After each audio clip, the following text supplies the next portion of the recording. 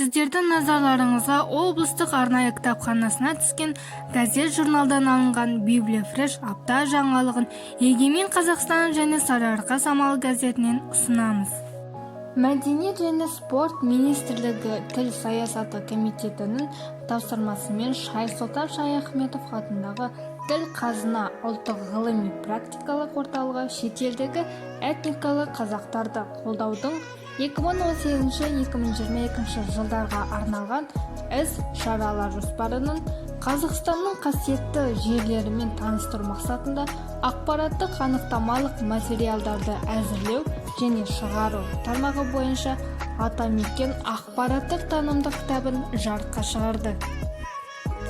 Азаматтарға арналған үкімет мемлекеттік корпорациясы жеке куәліктер мен төлқұжаттардың мерзімін жиі тексеріп, уақыты таяса оны ауыстыру үшін халыққа қызмет көрсету орталығына кезекті алдын ала брондап қою керектігін ескертеді. Жеке басты куәландыратын құжаттар жеке куәлік пен төлқұжат 10 жылға берілетіндіктен адамдар көбіне оны мерзіміне қарауды ұмытып кетеді. Тіпті мерзімі өтіп кеткен құжатпен жүре беретін. Кейін әттеген-ай деп сан соғып қалатын жағдайларда жоқ емес, және мұндай бейқамдыққа әкімшілік айыппұл салынуы мүмкін.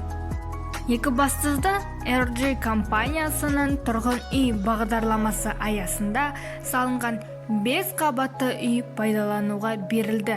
Мұндағы пәтер кілттері аталмыш компания құрамындағы Еуроазиаттық энергетикалық корпорациясы акционерлік қоғам Шығыс көмір кенішінің қызметкерлеріне табысталды. Библия Фреш апта жаңалықтары өз мәресіне жетті. Келесіде қызықты жаңалықтарды күтіңіздер.